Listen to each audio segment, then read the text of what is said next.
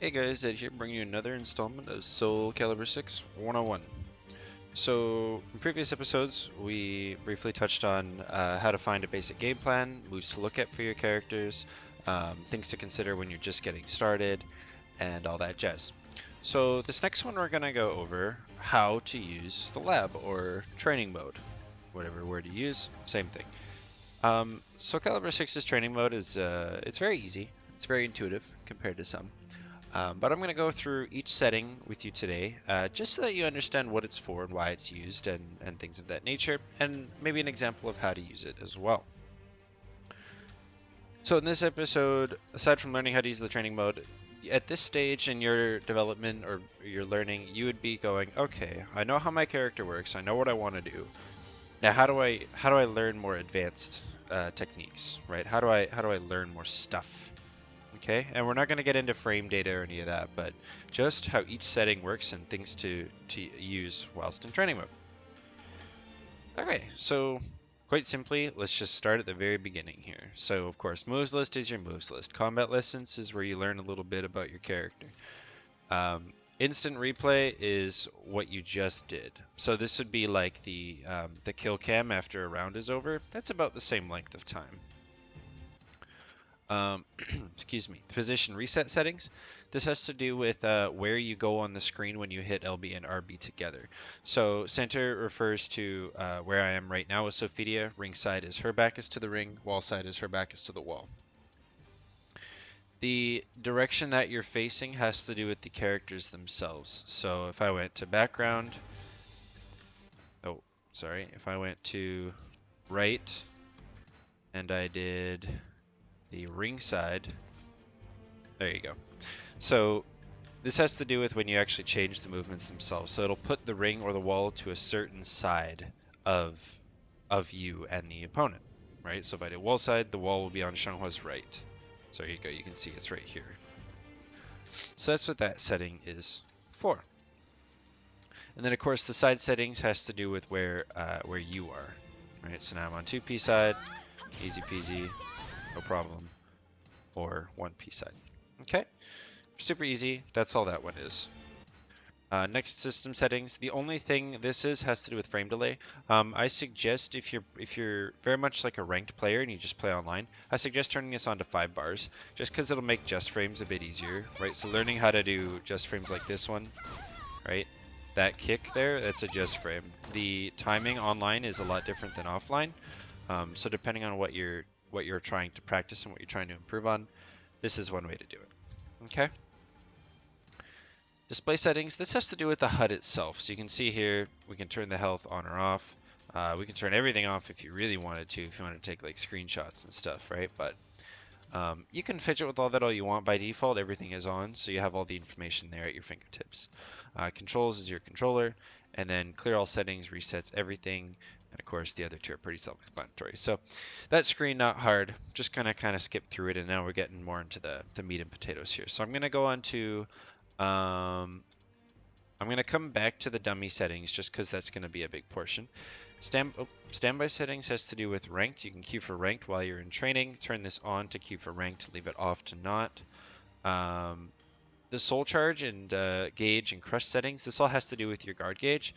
So by default, these two are always max. When I'm labbing, I turn this on to always max. That way my soul charge doesn't run out. And then the guard crush has to do with their guard gauge. So if we put 2P setting just before guard crush, you'll see that now she's flashing red.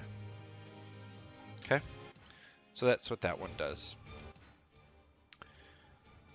So yeah, that is the gauge settings. Nothing terribly difficult about that. Now, okay, kind of into the bulk of the video here. So starting with the free settings, what these numbers denote is just basically 3 different setups you can have and you can swap between if you want to go through and set them up if you're practicing a bunch of different things. But by default, you have just the AI is doing nothing. You have the AI is blocking as soon as they can, and then you have the AI blocking everything and then counter hitting as soon as they get a chance. So it just depends on what you're trying to do.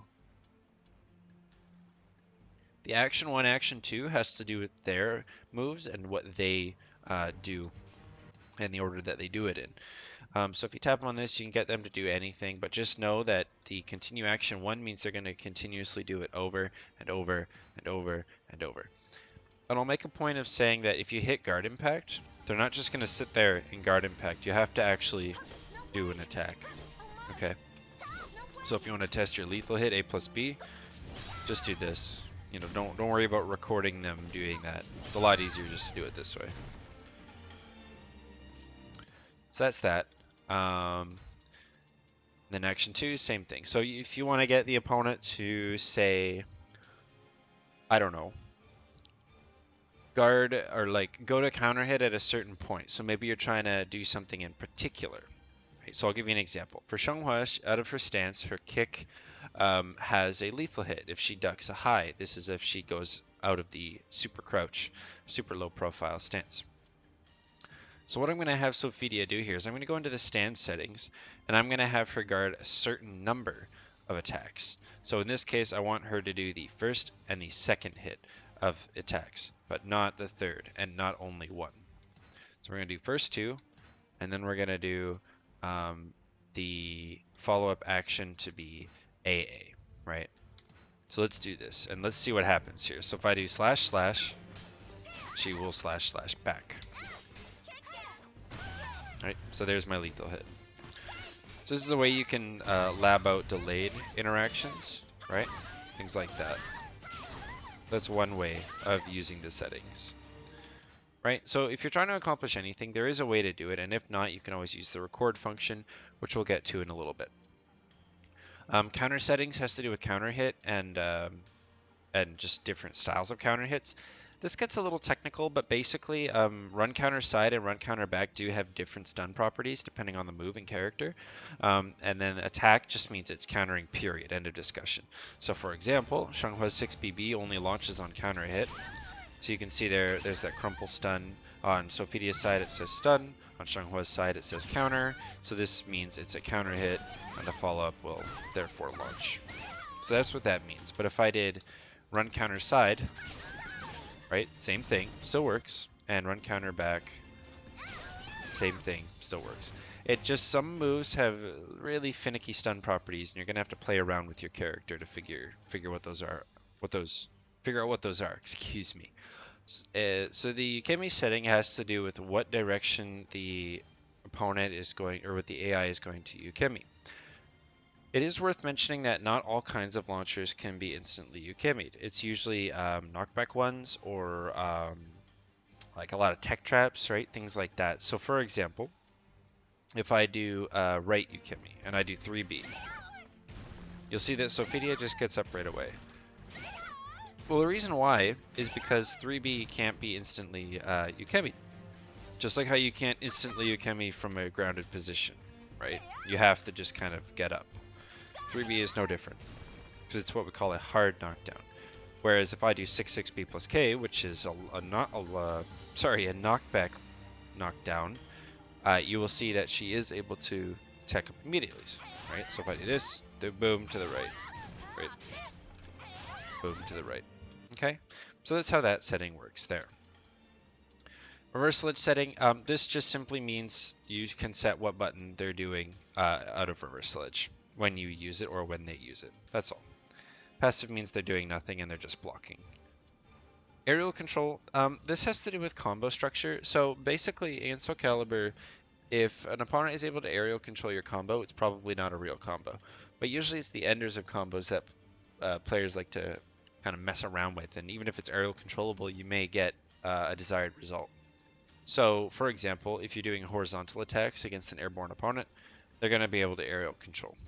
Basically, and this is always pretty much always been Soul Calibur's combo structure, right? So we'll do forward plus right, which means, or no, actually we'll do back right, which means that Sophidia should go kind of to her right and back at the same time after I do a horizontal hit after 3B. So if I do this, she can't air control that at all. And the reason being is these are all, that's a natural combo. It's a real combo. But if I do this and then, right, if I try to do AAA, she's going to go away from me. Right, so it's important to understand this when you're doing combos in Soul Calibur, that you really can't do horizontals after your launchers, unless the intention, of course, is to splat them into the ground or whatever, right? But general rule of thumb, don't really use horizontals after launchers. So that does it for the free settings. The CPU just means that the computer is you're fighting a computer. You can set their level, right, and you can set what they're going to be doing. So you can get them to move a lot. Lows and throws, so they're one to open you up, right? Defense, meaning they use GIs and REs. Offense means they do a lot of jab trading and combos, and then standard is just standard. So, you know, you could try going into the training mode when you're in ranked, setting them to very hard, and then I would suggest doing either low attack throw based or standard, right? So then you're playing against an AI. Now it's not great, right? It's not great. They're pretty potato, but you know, it's better than labbing for some people. If you want to just have some fun while you're in ranked, it's one way to do it. Now moving on, I'll come back to record in just a second because it's the trickiest part of the lab.